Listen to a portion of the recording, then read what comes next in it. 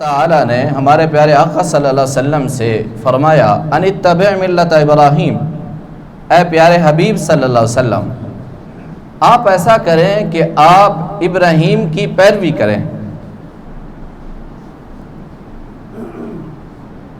آپ یہاں سے اندازہ لگا سکتے ہیں کہ سیدنا ابراہیم علیہ السلام کا مقام و مرتبہ کتنا بڑا ہے اور ہمارا ان کے ساتھ کتنا گہرا تعلق ہے۔ کون ابراہیم ہے کہ دو جہاں کے سردار سے کہا جا رہا ہے کہ آپ ابراہیم کی پیروی کریں۔ یہ اعزاز کسی اور نبی کو نہیں دیا گیا کہ دو جہاں کے سردار سے کہا ہو کہ آپ موسیٰ کی پیروی کریں، نہیں، آپ عیسیٰ کی پیروی کریں، نہیں، ہود کی، صالح کی، یحییٰ کی، زکریا کی، لوط کی، شعیب کی، نوح علیہ السلام کی، یعقوب علیہ السلام کی، یوسف کی، اسماعیل کی، اسحاق کی، کسی اور نبی کا نام نہیں لیا۔ اللہ نے صرف ایک نام لیا ہے، ایک نام۔ اے پیارے محبوب صلی اللہ علیہ وسلم آپ ابراہیم کی اتباع کریں، ابراہیم کی پیروی کریں۔ ابراہیم کی اتباع کیا ہے؟ ابراہیم علیہ السلام کی اتباع یہ ہے کہ انہوں نے اپنے رب کے ہر حکم کے سامنے اپنا سر جھکا دیا، ہر حکم کے سامنے۔ دیکھیں، سب سے پہلے توحید کے راستے میں چچا رکاوٹ بنا، جس نے آپ کی پرورش کی تھی، جس کے گھر میں آپ رہتے تھے، وہ توحید کے راستے میں رکاوٹ بنا تو سیدنا ابراہیم علیہ السلام نے اللہ کی رضا کے لیے اپنی رشتہ داری کو قربان کر دیا۔ ورنہ یہاں تو کون ہوتا ہے؟ لوگ کہتے ہیں یار ہماری رشتہ داریوں کے مسئلے ہیں، پارٹیوں کے مسئلے ہیں یار، اور بڑے معاملات ہیں، کیسے ہم یار ہر ٹائم مسجد میں آ جائیں، قاری صاحب کے ساتھ دعا سلام رکھیں گے تو لوگ کہیں گے اچھا جی آپ قاری صاحب کے ساتھ بیٹھتے ہیں، اور بڑا مسئلہ مسائل ہوتے ہیں، لہذا نہیں۔ وہاں دیکھیں رشتہ داری کو اللہ کے لیے قربان کر رہے ہیں۔ اور پھر دوسرے نمبر پر آگ میں جانا پڑا تو اللہ کی رضا کے لیے اپنے آپ کو آگ میں ڈال دیا، کہ آسان کام نہیں ہے۔ اپنے آپ کو آگ میں ڈال دیا تو اللہ نے آگ کو ٹھنڈا کر دیا۔ پھر اللہ کی رضا کے لیے اپنا گھر چھوڑا، اپنا آبائی وطن چھوڑا، ہجرت کی۔ یہ ساری کس لیے تھی؟ اللہ کی رضا کے لیے۔ ایک روایت کے مطابق 86 برس آپ کی عمر ہو گئی تھی، اولاد نہیں تھی، اور دوسری جو بخاری شریف کی حدیث ہے اس روایت کے مطابق آپ کی 99 سال ایج تھی، اولاد نہیں تھی۔ مانگتے مانگتے 66 سال کی مسلسل دعاؤں کے بعد اللہ نے ایک بیٹا دیا، اسماعیل علیہ السلام کی صورت میں۔ جیسے ہی اللہ نے بیٹا دیا، وہ دنیا میں آیا، اس نے آنکھ کھولی تو اشارے ملنا شروع ہو گئے۔ اے ابراہیم علیہ السلام اس بیٹے کو اور اس کی ماں کو لے کر نکلو۔ یا اللہ کدھر نکلے؟ کہاں جائیں؟ کدھر جائیں؟ اللہ نے پہلی بیوی حضرت سارہ کے دل میں کھچاؤ ڈال دیا، حالانکہ انہی کی رضامندی سے، انہی کے مشورے سے یہ شادی ہوئی تھی۔ اللہ نے ان کے دل میں کھچاؤ ڈال دیا۔ وہ کہیں جی ابراہیم علیہ السلام اس عورت کو اور اس کے بیٹے کو میری آنکھوں سے دور کر دو، اس کی اولاد ہوئی، میری نہیں ہوئی، لہذا میں یہ نہیں دیکھنا چاہتی۔ اب یہ چھوٹی آزمائش نہیں تھی۔ ابراہیم علیہ السلام نے یہ سمجھا شاید یہ سوکن پن ہے، گھروں میں ہوتا ہے خواتین کا آپس میں، لیکن جبرائیل علیہ السلام آئے اور کہا اے اللہ کے پیارے نبی، اللہ فرماتا ہے جیسے میری یہ بندی سارہ کہتی ہے ویسے کرو، لے جاؤ اس بیٹے کو اور اس کی ماں کو۔ یا اللہ کدھر لے جائیں؟ اللہ نے فرمایا جدھر ہم کہیں گے ادھر لے جائیں۔ اب ابراہیم علیہ السلام کے لیے یہ ایک امتحان ہے، آزمائش ہے۔ ادھر اگر دوسری طرف دیکھیں تو اللہ تعالی مکے کی آبادی کا انتظام فرما رہا ہے، تو سیدنا ابراہیم علیہ السلام کے پاس جبرائیل امین آئے، اونٹ پر سوار تھے انسانی شکل میں۔ کائنات میں پہلی مرتبہ جبرائیل اونٹ پر سوار ہو کر آئے، وہاں پہ کائنات میں پہلی مرتبہ آ رہے تھے انسانی شکل میں اونٹ پر سوار ہو کر۔ آگے جبرائیل علیہ السلام اونٹ پر ہیں اور پیچھے ایک اونٹ پر ابراہیم علیہ السلام، بیوی اور بچہ۔ بیوی کی عمر 20-22 سال ہے، شہزادی ہے، اور ایک بچے کی ماں ہے۔ اگر پہلی بیوی کو جدا کرنے کا حکم ہوتا سارا کو، وہ کوئی 80-82 سال کی ہو چکی تھی، تو انہوں نے زندگی گزار لی تھی، ان کے ہاں اولاد بھی نہیں تھی، تو وہ ایک بڑی ایج میں تھی، ان کو جدا کرنا آسان تھا، ان کو چھوڑ آتے کہیں پہ، لیکن اللہ نے فرمایا ان کو نہیں، ان کو اپنے پاس رکھو۔ یہ جو بچے والی ہے جس کی عمر 20-22 سال ہے، جو بادشاہ کی بیٹی ہے، جو شہزادی ہے، جو محلوں میں پلی بڑی ہے، اسے لے جاؤ اور اس کے بیٹے کو لے جاؤ۔ جبرائیل علیہ السلام اونٹ پہ آگے اور ابراہیم علیہ السلام بیوی اور بچہ پیچھے اونٹ پر سوار ہیں۔ چلتے چلتے 1 ہفتہ لگا، 2 ہفتے لگے، مہینہ لگا، 2 مہینے لگے۔ اب یہ 4000 سال پرانی بات ہے، اللہ جانتا اس وقت سفر کرنے کے کیسے ذرائع تھے، کتنا وقت لگتا تھا۔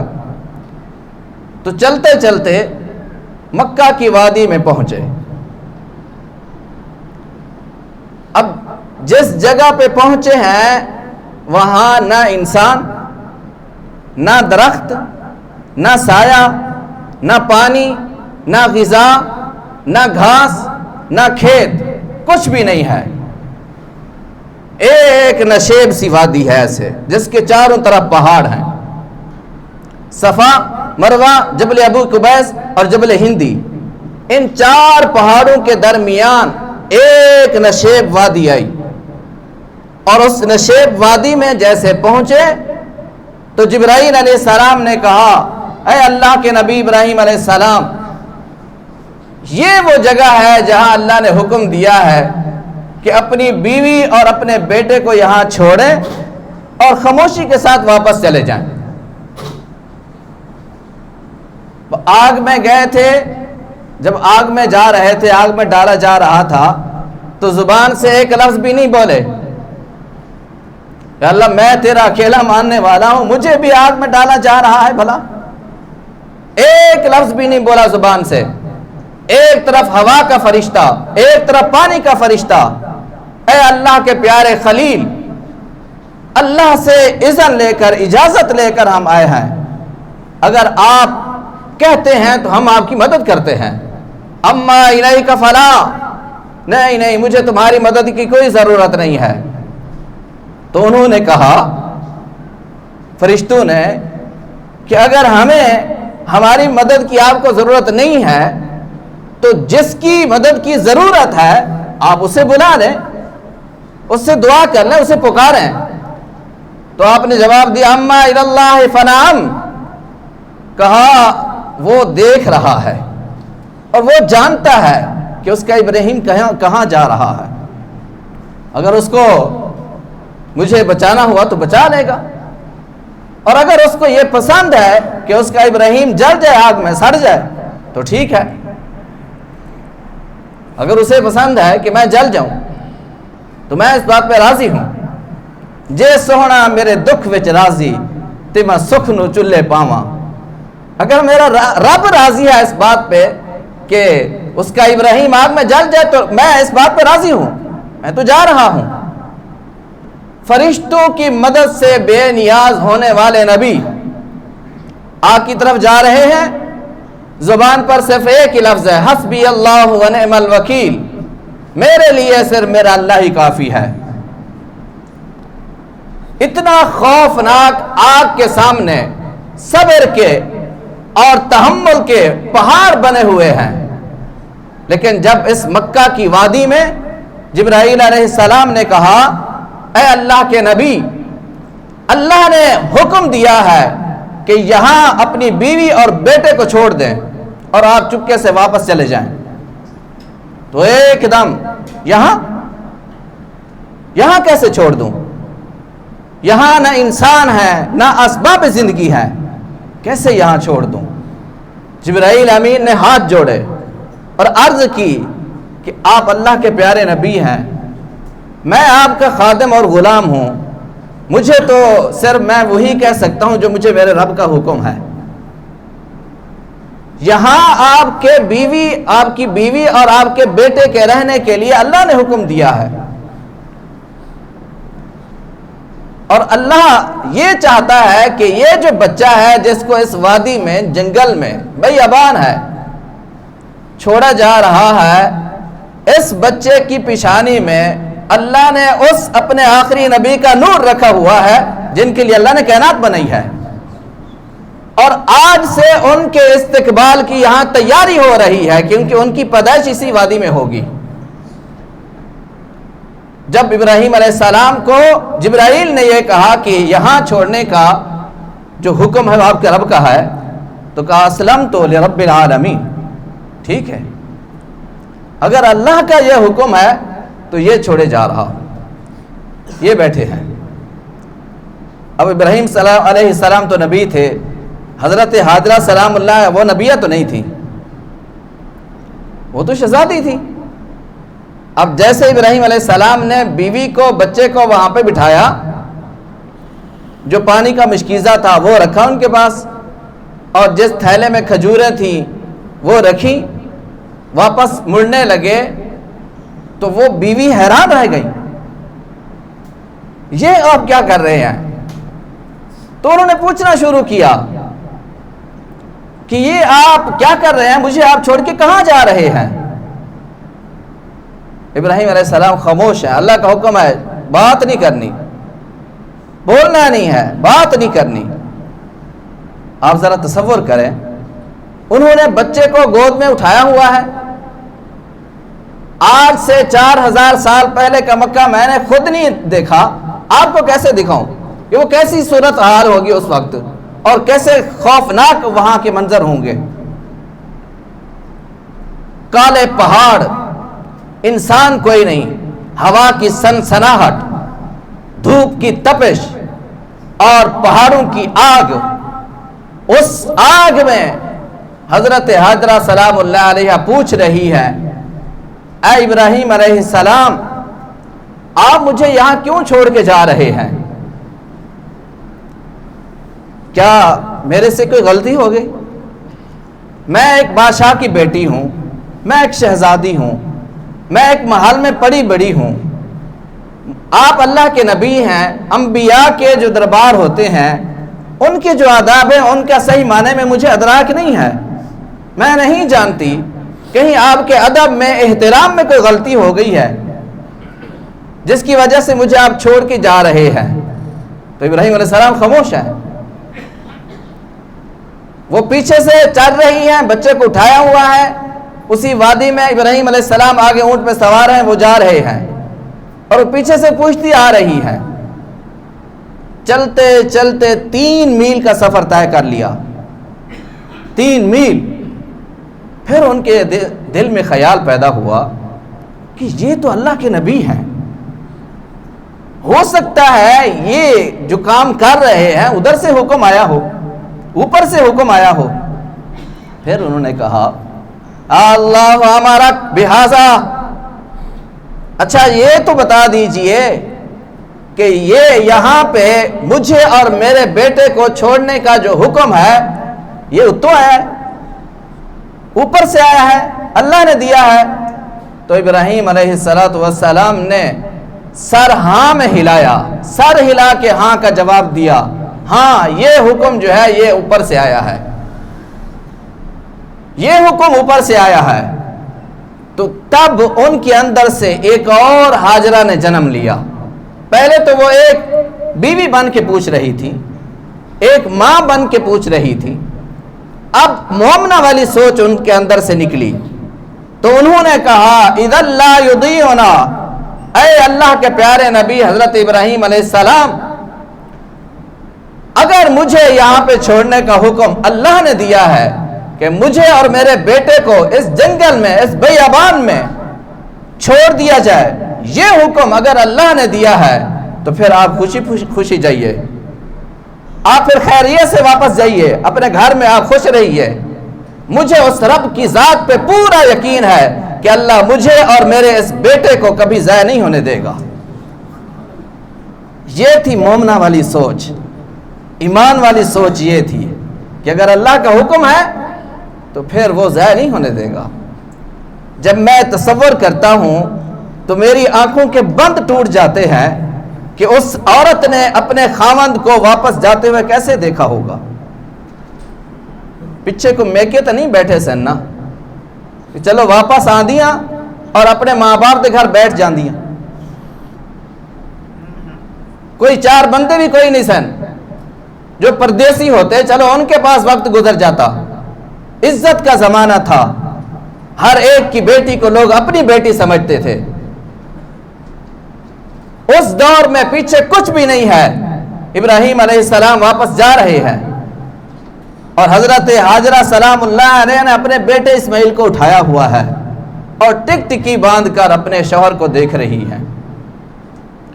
اس وادی میں چلتے چلتے ابراہیم علیہ السلام، وادی ختم ہوئی، آگے پہاڑ تھا، اس کے اوپر سواری ان کی چڑھی، پہاڑ کے اوپر چڑھنے کے بعد پھر آگے پہاڑ سے اتر گئی۔ تو جب تک نظر آتے رہے تو حضرت ہاجرہ دیکھتی رہی، پھر جب نظروں سے اوجھل ہو گئے تو پھر وہ اوجھل قدموں کے ساتھ واپس آنا شروع کیا انہوں نے اس جگہ پہ جہاں ان کا پانی رکھا ہوا تھا، جہاں حضرت ابراہیم علیہ السلام نے بٹھایا تھا۔ یہ وہ جگہ تھی جہاں آب زمزم کا چشمہ ہے۔ انہوں نے وہاں واپس آنا شروع کیا۔ اب میں وہ الفاظ کہاں سے لاؤں کہ اس وقت ان کے دل میں کیا درد تھا۔ درد جو ہوتا ہے دکھ کا، وہ دل میں ہوتا ہے، اور اس وقت ان کے جسم کے روئے میں درد تھا۔ جن پتھروں پر وہ قدم رکھ کر چل رہی تھی وہ پتھر بھی رو رہے ہوں گے۔ یہ سورج جو چمکتا ہے، یہ آگ برساتا ہے، اس وقت یہ بھی رو رہا ہوگا۔ جو ہوا ان کے ساتھ ٹکرا رہی تھی وہ بھی دھاڑے مار کر گزرتی ہوگی۔ صبر اور پیکر کی ایک پہاڑ بن کر وہ خاتون واپس آئی اور اپنی جگہ پہ آ کر بیٹھ گئی۔ ابراہیم علیہ السلام اللہ کے نبی تھے، ہمت والے تھے، صبر والے تھے۔ بیوی کے سامنے تو وہ پہاڑ بنے رہے، ادھر ایسے پہاڑ کو کراس کیا، بیوی کی نظروں سے اوجھل ہوئے، نیچے پہاڑ سے اترے، سواری اتری تو فوراً چھلانگ لگائی، نیچے آ گئے اور وہیں پہ ہاتھ اٹھائے، بلند کیے، یا اللہ۔ آگ میں ڈالا جا رہا تھا تو میں خاموش تھا، میری عمر 99 سال ہو گئے، اولاد نہیں تھی تو خاموش تھا۔ تو نے چاند سا بیٹا بڑھاپے میں دیا ہے، تو حکم دیا ہے کہ اس کو چھوڑ دے اس جگہ پہ جہاں نہ انسان کی ذات، تو میں نے چھوڑ دیا، خاموش تھا۔ اب تیری بارگاہ میں یہ دعا کر رہا ہوں، ربنا انی اسکنت من ذریتی بواد غیر ذی زرع عند بیتک المحرم۔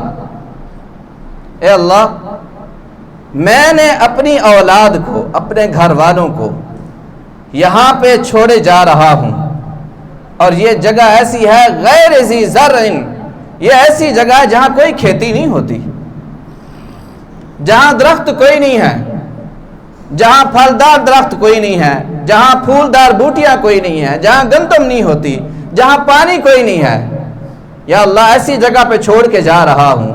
صاف ذرا یہ تو انسان ہے نا، جو ان کے پاس پانی ہے، جو کھجوریں ہیں وہ تو چند دن استعمال ہو سکتی ہیں، اب یہ ختم ہو جائیں گی۔ میں جانتا ہوں یہ بات کہ یہ وادی غیر ذی زرع ہے، کہ اس پہ کوئی کھیتی نہیں اگتی، کوئی پانی یہاں پہ نہیں ہے، لیکن تو رب العالمین ہے نا، تو اسباب کا تو محتاج نہیں ہے، یا اللہ میری اس اولاد کو تو اپنی طرف سے رزق عطا فرمانا۔ ابراہیم علیہ السلام کی یہ وہ دعا تھی جو انہوں نے وہاں بیٹھ کر کی، بیوی کو نہیں دیکھنے دیا، بیوی کی نظروں سے اوجھل ہوئے، پھر دعا کی، اور اس دعا کا ثمرہ دیکھیں۔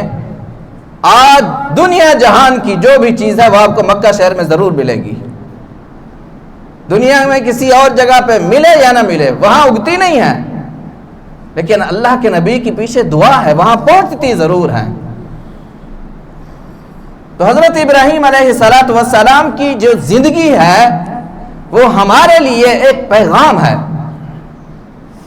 ہمیں نہیں یہ کہا جا رہا کہ آپ بیوی کو چھوڑ دیں, بچوں کو چھوڑ دیں, نہیں, ہمیں اللہ کا یہ حکم ہے. اللہ ہمیں یہ کہہ رہا ہے کہ آپ جھوٹ چھوڑ دیں, فحاشی چھوڑ دیں, بدماشی چھوڑ دیں, بددیانتی چھوڑ دیں, خیانت چھوڑ دیں, جوا چھوڑ دیں, شراب چھوڑ دیں, ظلم چھوڑ دیں. ہمیں یہ کہا جا رہا ہے, ہمیں چھوٹا سا ہم سے مطالبہ کیا جا رہا ہے. بیوی بچے کو چھوڑنے کا جنگل میں ہم سے مطالبہ نہیں کیا جا رہا.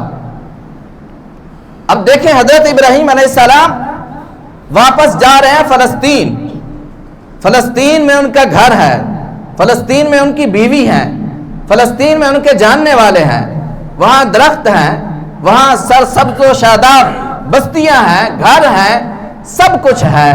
لیکن ادھر دیکھیں حاجرہ سلام اللہ علیہ کے پاس کیا ہے؟ کالے پہاڑ ہے, پانی بھی کوئی نہیں ہے.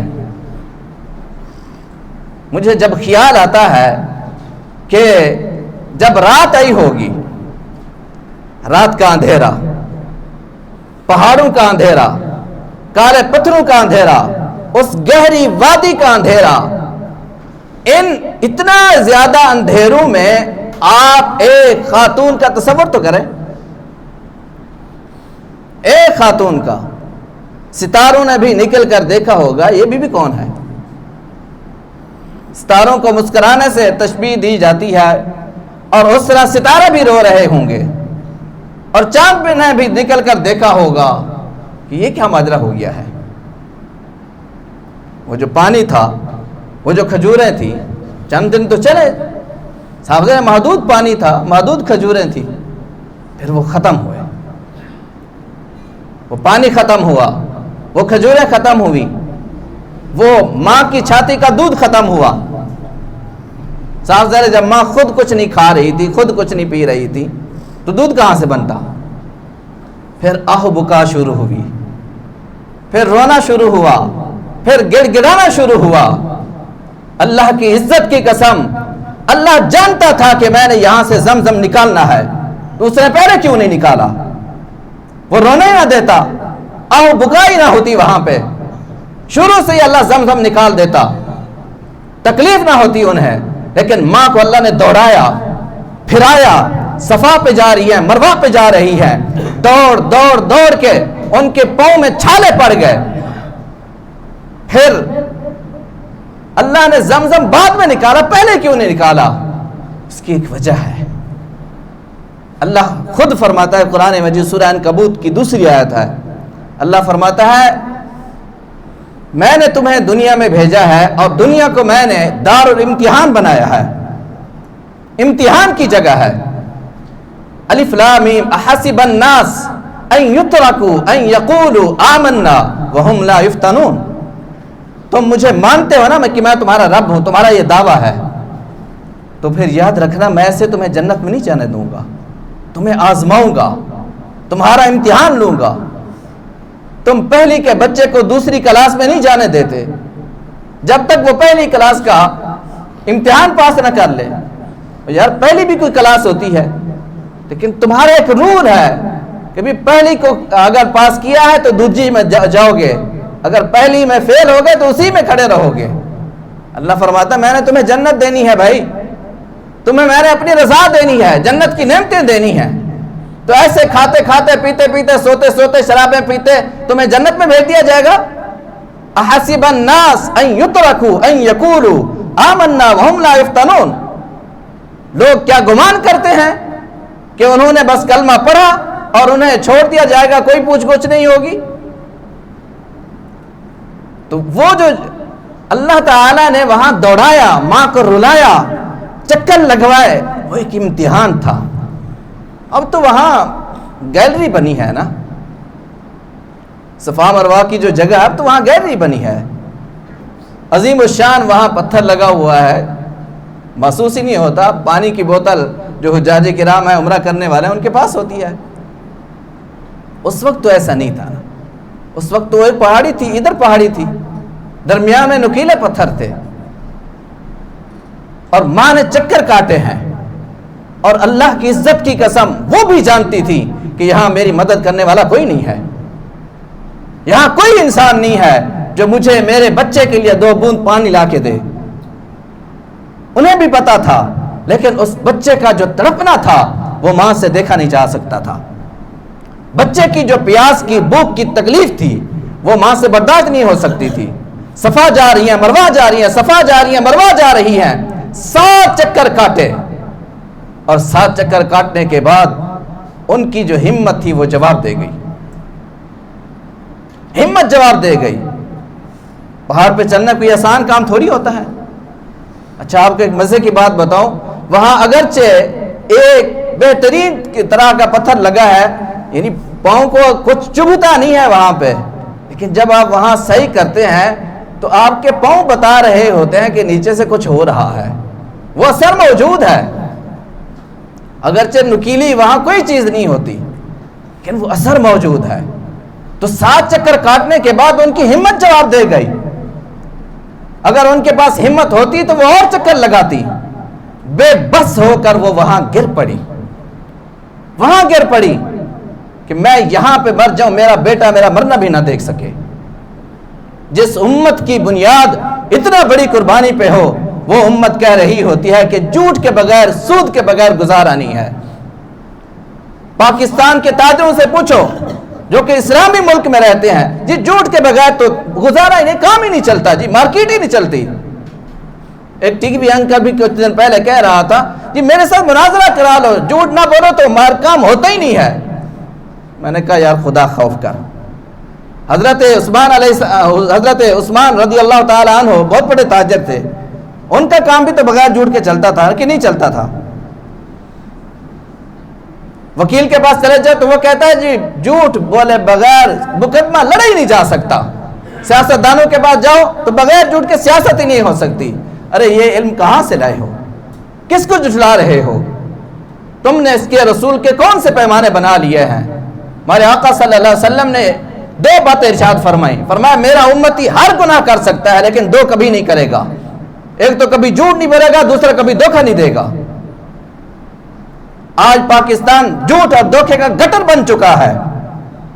شہر ہوں، بازار ہوں، دیہات ہوں، فیکٹریاں ہوں، وزارتیں ہوں، صدارتیں ہوں، ہر جگہ جھوٹ اور دھوکہ چل رہا ہے، ہر جگہ جھوٹ اور دھوکہ چل رہا ہے۔ یہ حضرت حاجرہ سلام اللہ علیہ کی قربانی کا جو واقعہ ہے، یہ اس لیے نہیں ہے کہ ایک کان سے سنو دوسرے سے نکال دو۔ یہ واقعہ ہمیں یہ درس دے رہا ہے کہ اللہ کے لیے اپنی ہر چیز قربان کرنا سیکھو، اپنی ہر چیز قربان کرنا سیکھو۔ اللہ قربانی ہر ایک سے نہیں لیتا، وہ اپنے پیاروں سے لیتا ہے۔ وہ حسین رضی اللہ تعالیٰ عنہ جیسے ان سے لیتا ہے، وہ ابراہیم جیسے ان سے لیتا ہے، اس نے صحابہ سے لی ہے۔ تو بتا آپ کو یہ رہا تھا کہ حضرت حاجرہ سلام اللہ علیہ بے بس ہو کے گر پڑی، ان کے پاس ہمت ہی نہیں تھی کہ وہ اور چلتی اور اٹھتی، پاؤں زخمی ہیں، چھالے پڑے ہوئے ہیں، اور پھر اپنی آخری نظر سے، الوداعی نظر سے اپنے بیٹے کو دیکھنا چاہا کہ میں یہاں پہ مر جاؤں اور اپنے بیٹے سے معذرت کر لوں کہ بیٹا تیری ماں تجھے پانی نہیں لا کے پلا سکی۔ اپنی آخری نظر سے جب بیٹے کو دیکھنا چاہا، اچانک جب نظر پڑی تو اس وقت میرے رب کا جو نظام قدرت ہے وہ حرکت میں آ چکا تھا۔ دیکھا کہ وہاں ایک جوان کھڑا ہے، خوبصورت ہے، تو پھر ماں کی ممتا نے پھر انگڑائی لی، سارے اپنے درد بھلا کر، سارے دکھ بھلا کر، سارے اپنے زخم بھلا کر پھر وہ اٹھی، اپنے آپ کو سنبھالا، پھر بیٹے کے پاس آئی۔ جب وہاں پہنچی تو وہ جوان غائب ہو چکا تھا اور بیٹے کے قدموں کے نیچے سے پانی کا چشمہ جاری ہو چکا تھا۔ وہ جبرائیل علیہ السلام تھے، انسانی شکل میں آئے، انہوں نے وہاں پہ پر مارا اور وہاں سے انہوں نے وہ نکال دیا پانی کا چشمہ۔ تو جب وہاں پہنچی تو دیکھا کہ پانی کا چشمہ نکل چکا ہے، پانی وہاں سے ابھر رہا ہے، نکل رہا ہے۔ اب یہ پانی اللہ پہلے بھی تو نکال سکتا تھا نا، نہ وہ زخمی ہوتی، نہ وہ دوڑتی، لیکن اللہ نے امتحان سے گزارا ہے۔ اور پھر پانی کو دیکھا ادھر ادھر پھیل رہا ہے تو اس کے دائیں بائیں مٹی جو بھی تھا، پتھر تھے، جیسی بھی صورتحال تھی، وہ دے کر کہا زم زم زم، یہ عبرانی زبان کا لفظ ہے، اس کا معنی ہوتا ہے رک جانا۔ تو انہوں نے کہا رک جا رک جا، تو پانی رک گیا۔ نبی پاک صلی اللہ علیہ وسلم نے ایک دن صحابہ سے فرمایا کہ اللہ میری ماں ہاجرہ پر رحمت فرمایا کہ اگر وہ اس پانی کو رکنے کا نہ کہتی تو اللہ اس کو دریا بنا دیتا، لیکن چونکہ اللہ کی حکمت اسی میں تھی کہ وہ چشمہ ہی بننا تھا تو وہ چشمہ ہی بنا۔ اور دیکھیں کیسا مقدس چشمہ ہے، پاکیزہ پانی ہے۔ عام روٹین میں یہ ہوتا ہے دنیا میں کہ جو کنواں ہوتا ہے، کنویں کے پانی میں مینڈک پیدا ہو جاتے ہیں، کیڑے پیدا ہو جاتے ہیں، مچھر پیدا ہو جاتا ہے، کئی اوگ آتی ہے، گھاس پیدا ہو جاتی ہے، پوری دنیا آپ پھیر لیں اور یہی نظام ہے۔ لیکن آپ آب زمزم کا جو چشمہ ہے اس میں آپ جائیں، اتنا عرصہ گزرنے کے باوجود کبھی وہاں مینڈک پیدا نہیں ہوئے، کبھی وہاں کیڑے پیدا نہیں ہوئے، کبھی وہاں مچھر پیدا نہیں ہوئے، کئی نہیں ہوگی، گھاس نہیں پیدا ہوئی، صاف شفاف پانی ہے جو بھوک کے بھی کام آتا ہے اور بیماروں کو شفا بھی دیتا ہے۔ تو یہ جو پانی کا نکلنا ہے یہ اللہ کی طرف سے ان کے لیے پہلی مدد تھی، پہلی نصرت تھی۔ پھر وقت گزرتا رہا، 1 سال گزر گیا۔ ابراہیم علیہ السلام کو سال کے بعد چھٹی ملی کہ جائیں اپنے بیٹے کو دیکھ کے آئیں۔ اب حضرت ہاجرہ روزانہ اس پہاڑی کو دیکھتی تھی جہاں سے ابراہیم علیہ السلام گئے تھے، پتہ نہیں کب آئیں گے، پتہ نہیں کب آئیں گے۔ تو ایک دن دیکھا اچانک وہاں سے ان کی سواری نیچے اتر رہی ہے وادی میں۔ آپ ذرا تصور کریں ان کے جسم میں کتنا خوشی اٹھی ہوگی، کیا ان کو خوشی ہوئی ہوگی، اور ابراہیم علیہ السلام کی نظروں نے کیا پیار لیا ہوگا۔ سواری اتری، وہاں سے آتے آتے قریب ہے تو حضرت ہاجرہ نے کہا نیچے تشریف لائیے۔ اب اللہ کا حکم ہے بولنا نہیں ہے، سواری سے نیچے نہیں اترنا۔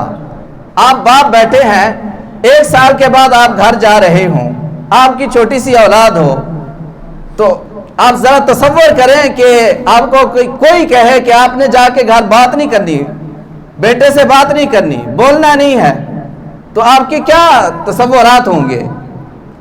اب اللہ کا حکم ہے بولنا نہیں ہے بھائی، بات نہیں کرنی۔ ابراہیم علیہ السلام وہاں پہنچے، حضرت ہاجرہ سلام اللہ علیہ نے کہا کہ آپ تشریف لائیے۔ آپ خاموش ہیں، خاموش ہیں۔ اس سے تو بہتر تھا کہ آپ آتے ہی نہ، صبر تو کیا ہوا تھا، صبر کا پیالہ بھی توڑا اور آپ بات بھی نہیں کر رہے، آپ نیچے بھی نہیں تشریف لاتے۔ حضرت ہاجرہ نے کہا اللہ نے یہ ہمیں چشمہ دیا ہے، پانی دیا ہے، آپ اگر اجازت دیں، آپ لمبا سفر کر کے آئے ہیں، میں اس پانی سے آپ کے بال دھو دوں، داڑھی مبارک دھو دوں، ہاتھ پاؤں دھو دوں۔ تو پانی لے کے آئیں، وہ اونٹ پر بیٹھے رہے، اونٹ کو بٹھایا، نیچے نہیں اترے، اللہ کا حکم ہی نہیں تھا، اونٹ پر بیٹھے رہے، وہیں پر ان کا سر دھویا گیا ابراہیم علیہ السلام کا، داڑھی مبارک، پھر پانی پلایا، پھر بچے کو اٹھایا ماں نے اور والد صاحب کو دیا، انہوں نے یوں ہاتھوں پہ لیا، بوسہ دیا، سینے سے لگایا، واپس کیا، ہو گئے۔ اللہ نے آزمائش کی بٹھی کو اور تیز کیا، اور تیز کیا کہ میں دیکھتا ہوں کہ پیار مجھ سے زیادہ ہے یا بیٹے سے ہے۔ تو یہاں تک جو کہ ہمارا ٹائم جو ہے وہ کافی ہو چکا ہے، پورا ہو چکا ہے۔ تو دیکھیں اللہ صرف آزماتا ہے اپنے بندوں کو، لازمی نہیں ہوتا کہ اللہ اگر کسی کو، مجھے آپ کو کوئی پریشانی آئی ہے، لازمی نہیں ہوتا کہ وہ اللہ کی ناراضگی کی وجہ ہو، بعض اوقات وہ راضی ہونے کی بھی وجہ بن سکتی ہے۔ تو اس لیے کبھی اللہ کا گلہ شکوہ نہ کریں۔ اب دیکھیں نا کتنا یہ آزمائشیں ہیں، ماں کو دیکھیں، باپ کو دیکھیں، پھر اس بیٹے کو دیکھیں جس نے نبی بننا تھا اور کئی انبیاء کا والد اس نے بننا تھا، کتنا آزمائشیں ہیں۔ تو یہ ابراہیم علیہ السلام اور آپ کی اولاد اور آپ کی ازواج کی زندگی بتا رہی ہے کہ اللہ تعالیٰ آزماتا ہے۔ اللہ مجھے آپ کو ہر آزمائش سے محفوظ رکھے اور پورا اترنے کی اللہ تعالیٰ ہمت عطا فرمائے۔ وآخر دعوانا